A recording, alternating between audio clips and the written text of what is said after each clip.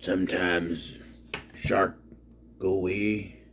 Sometimes shark don't go away. How you say that, Chiefy? Sometimes you watch Happy Medicine movie. Sometimes you have a good time with it. This is one of those times. I don't know. I needed an intro. Hello there, I'm Scotty. You're not. Day number 27. I can start doing the days now because I only have 2 left. Of birth month. Yes, of the main birth month. I still have to record the reviews for Valentine's Day and birthday, which are both revisited. And then I got 4 more videos to do for each Wednesday. So, yay, me. Just look at this. This is it.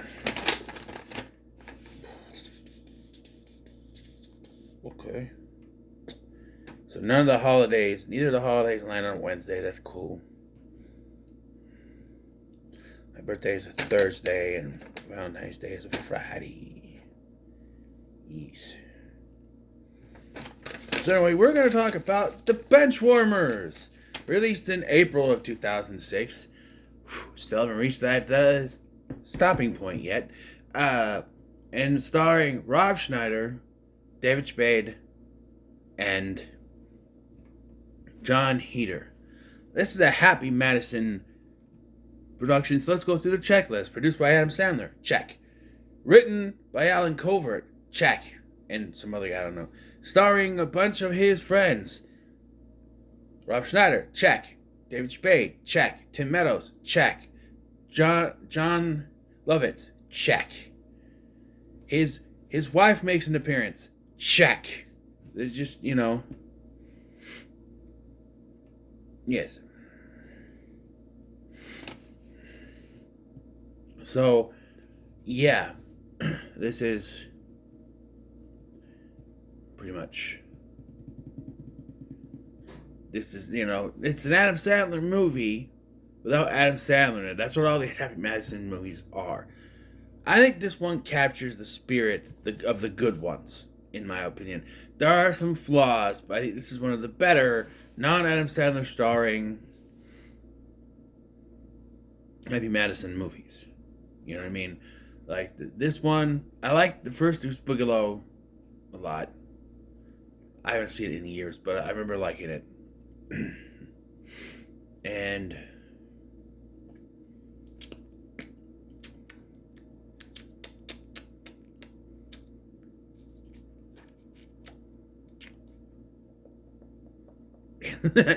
I don't think there's any other ones that I like or have seen.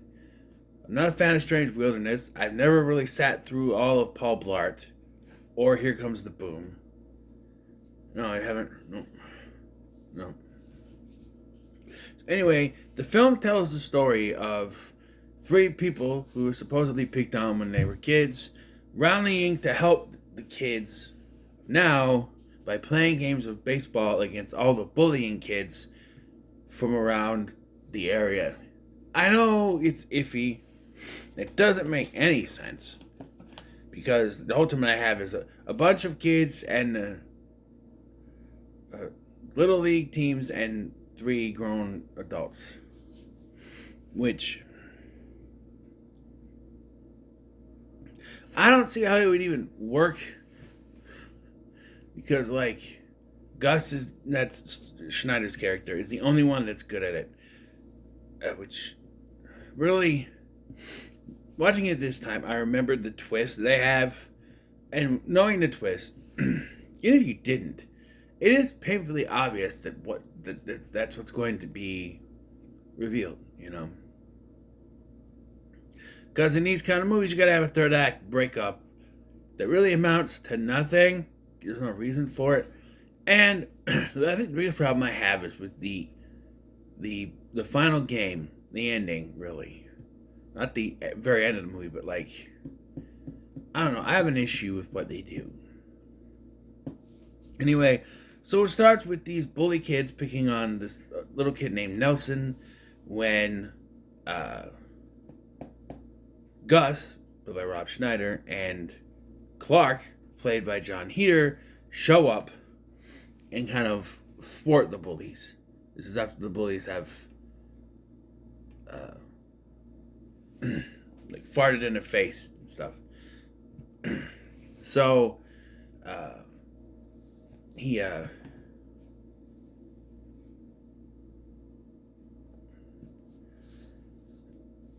something's crawling on me. Guess not. So they pick up the kid, they talk to him, and Gus, being at this baseball field, gets an itching to play baseball, and invites Clark and his friend Richie to come play. And later, and Richie is working at a video store, which makes me feel old. And he's talking to Adam Sandler's wife, who is mad because he gave her a tape with a lesbian sex scene in it, and she watched it with her family.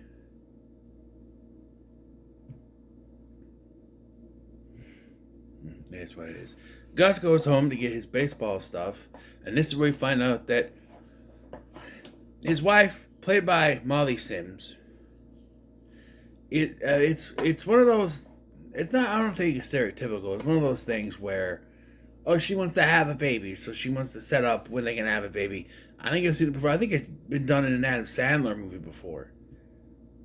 I think, maybe not Adam Sandler, but I've seen it in other movies before. But this is one of them where it's like, she's like, well, I'm ovulating, and I need to be back here by 6 so that we can do it, you know. He's like, yeah, okay. And he takes off. Clearly interested in baseball more than having children. Let me tell you something. If Molly Sims wants to have sex with you, you have sex with her. Okay? I'm just saying. She was a crush back when I used to watch Las Vegas. You know? I had the series and I was like, I'm watching him. She was a hot. Yes, she's too old for me. She's old to be my mother, but still. And if it wasn't Las Vegas, Fired Up. Movie Fired Up solidified my crush on her. Oh my god. Anyway, so they go and they start playing around a little bit when the bully kids show up again and declare it's their baseball field. And so they challenge these kids to a baseball game. 3 grown-ass adults playing against a bunch of kids. And Gus is the only one that knows how to play. I wonder if there's something he's not telling us. Anyway, they play and they win because they played a bunch of kids. Even one of them gets hit in the head with a ball, and then the kid Nelson shows up and gets payback for the farting in the face. And then they go to Pizza Hut. For the first of like 3 times in this movie, they go to Pizza Hut. There's also a bunch of PlayStation sponsorships. Gee, I wonder how a Columbia Pictures movie got the rights for Sony stuff. I wonder. Anyway, it's so.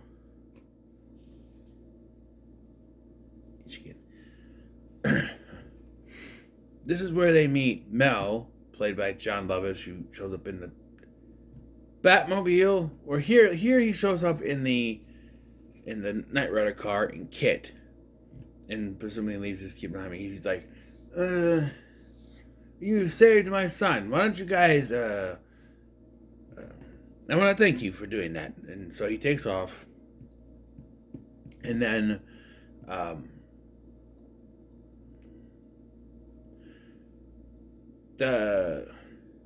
While they're at Pizza Hut, they run into an old bully of Clark and Richie's, played by Craig Kilborn.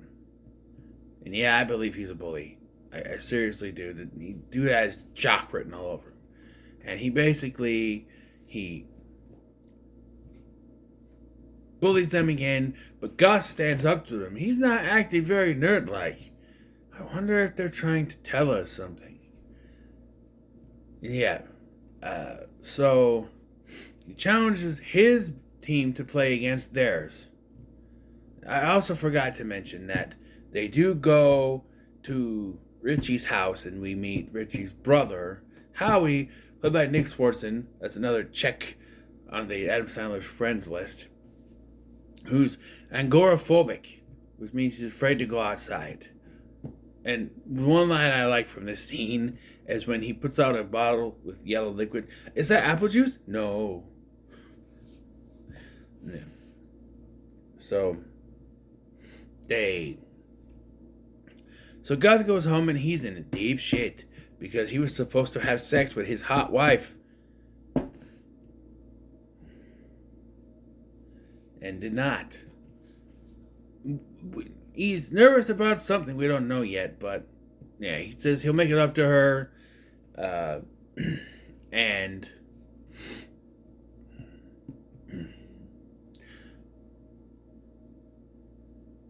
I just realized there's no liar revealed thing in this movie. At one point, Gus tells her that he won't be able to, that he's going to be leaving town for a landscaping convention. It's the first one. But she's at the games. Was there a deleted scene where she finds out the truth? Because, I don't know. I do like that scene, though, because he's like, oh, hey, she's in the shower. He's like, hey, move over, honey, I gotta take a leak. And he actually starts peeing in his, oh, you were serious? Stop! It's okay to pee in the shower. I'm just saying. Anyway, they play against Kilborn's team, and they kick their butts because there's 3 grown-ass men playing against a bunch of kids. It's mostly Gus. And Nelson sees this and calls his dad, and so then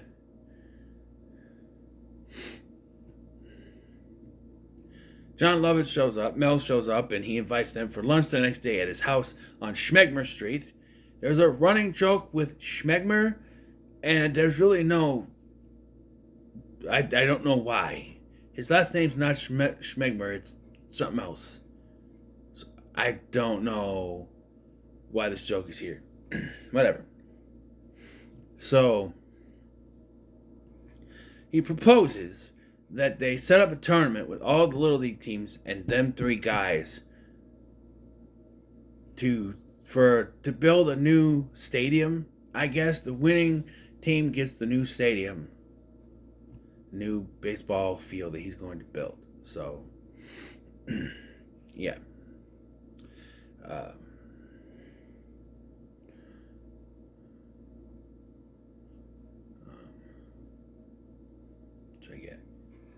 And this is where he tells that, I'm gonna have to go out of town for a convention.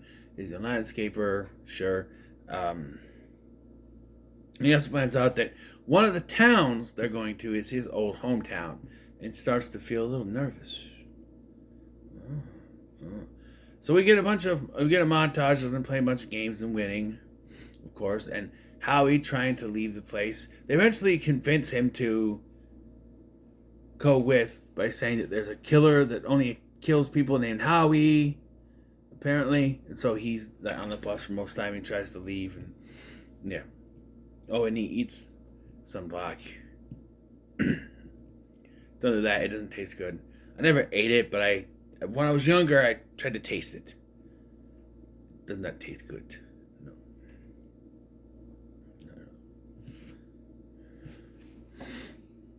Yes, I was the kid who ate paste in kindergarten. Sheesh, non-toxic. Did not affect me at all. So anyway, they get to his hometown, and this is where, they have they play the game, they win, and then they're on the news. And I guess also there's a subplot with Richie and the salad lady at Pizza Hut, which he just says the salad girl at Pizza Hut, Jared's sister, and she's like 30 and Jared's like 10.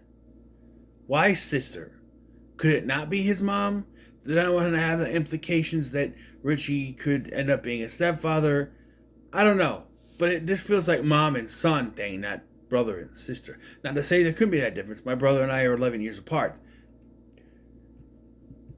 but he's still not young enough to be my son. So, and he's way too tall for me to even think. Well, my son's already getting taller than me anyway. So just so happens that Craig Kilborn and some of the evil coaches are playing uh, the oh, I forgot this game that they play. Before this, there's a game. This is kind of irks me a little bit. So they're playing a game against Tim Meadows' team, and Tim Meadows is approached by someone else to add, by I think it's Craig Kilborn, to add an adult player to his team. Then has to convince the umpire, played by Blake Clark, Sean Stat, Boy Meets World. Yes, to bribe him, but I'm just like, why? Like, bribe him with fake credentials where it's like, hey, he's 10. What? Yeah, why do they have to lie and say he's a kid when there are 3 adults that are playing against?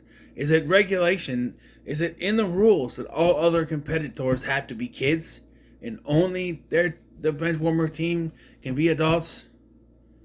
I don't get it. But it shows that he's bribed to let him do that. So after this guy starts playing and is really good, they decide to get him drunk, and it makes him worse. And yeah, the Benchwarmers end up winning. So there's then when we have Terry Crews playing. They're playing poker. Craig Kilborn's playing poker with a bunch of guys. One of them is a gay stereotype character who's like in his underwear the whole time. But Terry Crews says that he was bullied by Gus because he lost his hair when he was 10 years old. And so he was called Baldy and a bunch of names. And then Gus bullied this short person so bad he had to be institutionalized. So then, after this whole celebration, I think it's actually this, then the game. Then they humiliate him because he goes to pee, and the talking urinal tells him to, because they're at Mel's house, tells him to stop having fast food or he's going to die by examining his pee. He's in better shape than I am. Okay? So during the scene I mentioned earlier, when he gets in the shower with his wife, he starts throwing out like names that supposedly he was called, like Midget Boy or Yoda, but it turns out, and I'm not going to use that word again, the M word, but those are words that he says. So turns out those are what he called Marcus, and this is where everybody finds out that he was a bully, not someone that big down a name. For shame, it's basically without the music. Deception, disgrace, evil as plain as the scar on his face. Deception and outrage, disgrace. For shame, he asked for trouble the moment he came. It's basically that he gets shunned. There's really no reason for it. It doesn't do anything. He has a conversation with his wife. Again, there's no lie revealed about how he was lying about going to a convention. She's like, oh, is that why you were concerned about having children? Because you think you don't deserve it? Yeah, so he decides to go apologize to Marcus, who freaks the hell out in his peanut butter fort. Look, all this shit he's got built out of peanut butter looks pretty damn good to me. And I don't mean to eat. I know I'm fat. Shut up. I mean, like, he made all this out of peanut butter, supposedly. Looks pretty good. And so he basically, Gus apologizes to him. He leaves his Benchwarmer hat. And he says, whether you knew it or not, you know how to sort of this team. The heart and soul of this team. Because it was what he did that was fueling him to kind of make up for these kids and do this. Now we get to the big problem. So, first of all, let's talk about this twist. This time watching it, it became very obvious because Gus does not behave like the other two. He's aggressive towards the other people and defends the weakling people, which only could mean that he was once like them. So it's not really that big of a twist. But I digress. But, yeah. So, they're ready to play the game, and Gus shows up, and they don't want anything to do with him until Marcus shows up. They make a bunch of short jokes and Yoda jokes because bullying is bad, and he's like, Gus apologized to me, and I hated him for so long, and there's all that stuff. He goes, let's all celebrate my new best friend Gus, and everyone's all happy, and Gus gets, not Gus, Marcus gets to be the third base coach or something. But this is where I have an issue. The 3 adult Benchwarmer people are not going to play, and instead they're going to allow the kids to play, which puts Richie and Clark on commentary, and Gus is sort of like the coach. Isn't the whole idea of this to be a bunch of Little League teams, kids, and 3 grown-ass adults? You're throwing that out of the window for some big moral of the story where, it's all about having fun. So the movie ends with the Benchwarmers losing. What? That's right. They decided to go for the moral of it's just about having fun. So what happens is Nelson is up to hit, and it turns out the kids have had enough of Craig Kilborn yelling at him. So they're like, "Hey, let's do something." And he's like, "Hey, it's gonna come right down the middle. So hit it." And he does, and then he's like, "You guys follow my lead," and all the other members of the team can't pretend like they can't hit the ball, can't catch the ball, so that the Benchwarmers get 1 point. 1 point. They don't win, but they celebrate like they did. And it's not a shutout, but you still lost. I don't care if it's not a shutout. You still lost. This kind of thing would be something to put in the middle of the film, and then, like, it's in like a kid's sports movie, this would be like the first big thing. We got a score. It's not a shutout for the first time. And then they start winning. Right? This is the last game of the movie, and they're all celebrating. They got 1 point. I'm sorry. The Benchwarmers should have won.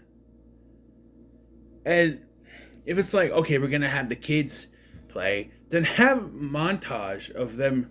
Maybe make this decision before the last game and show a montage of them teaching the kids how to play. So when it's time to go, they underestimate the kids. But no, it's about, they're losing, but they're still having a good time, and they're cheering on the other team. What?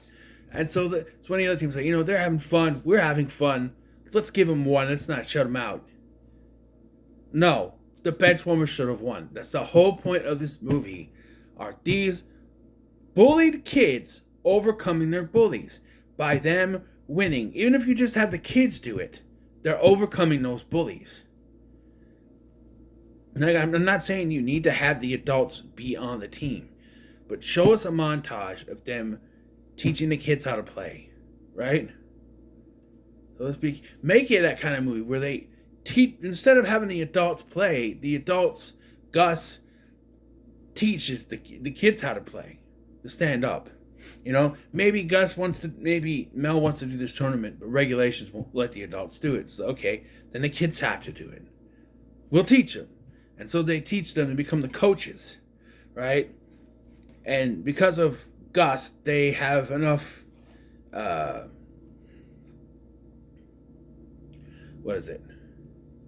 gumption, enough bravery, enough courage to go out there and do it. And then he's found out that he's a bully.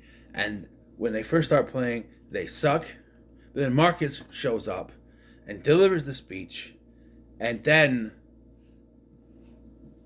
he's accepted. And then the Benchwarmers win. Whose idea? Alan Covert, who co-wrote this movie, whatever made you think? I love Grandma's Boy, by the way. You're not watching this. That was another Matty Mass one. That's probably the best one, actually. And Nick Swartzen is also in that. Anyway, I am JP. No, please sit on my face. But yeah, the Benchwarmers should have won. That's my only problem with this, besides the whole, Gus used to be a bully thing. because that's obvious the way he acts. I get that's what they were trying to go for, but it's too obvious. I just think the Benchwarmers should have won.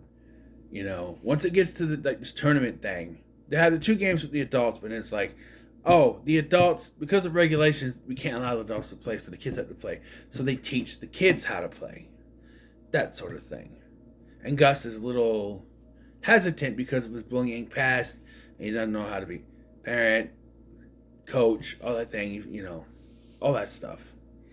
But eventually he gets over that, and then it's revealed, and then he's kind of shunned by them, but then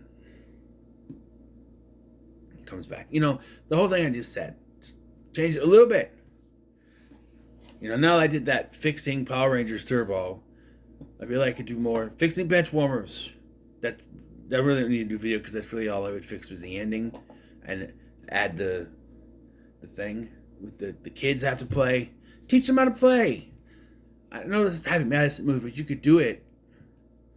Make it a kids movie, a kids sports film. They work. Disney can't have the monopoly on those, right? I'm just saying. Anyway, I'll give this a high middle of the road. I think it works for the most part till the ending. Oh, there's more to talk about, actually. We go back to Pizza Hut, and everybody but Craig Kilborn, because he got a wedgie on the fence. Everybody but Craig Kilborn is just okay with them, including the baseball, the Mexican guy that had to play baseball, who I guess is gay, and with the gay guy. There's that end of the joke. And Tim Meadows underneath the table with Howie. And we find out that Gus somehow knocked his wife up. There was never a scene of having sex, which makes me think there was a deleted scene where she found out he was lying, and he apologized, they made up and had sex, but they cut it. So that's the only thing that makes sense, because there is no scene about the liar with truth. He lies to her about where they're going, and there's no scene in which she finds out the truth. It was cut. I don't know. There was never an indication that they ever had sex, because she kept pushing him. Then after a while, it stopped. So there had to have been the lead scene in there somewhere that was cut. I'm just saying. And Richie gets the kiss of the salad girl, but not before Clark is already kissing someone. And yeah, and everything's happy ever after the end. And they made a sequel, which didn't have anyone but John Lovitz. And oddly, Lachlan Monroe, who played basically the Ty Pennington of this universe, where they built the new stadium. Ty Pennington. Basically what it is. But he's a different character in a new one. And judging by him being Lachlan Monroe, I'm assuming he's one of the bullies. Maybe the Craig Kilborn role. I don't know. But I've never seen it. Came out in 2019. 13 years later. What the hell? There's a bunch of direct-to-video sequels that aren't actually sequels.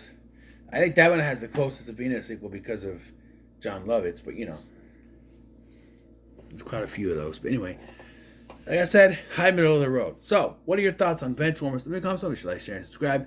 Thank you for watching. I'm Sky, and I'll see you in the next one.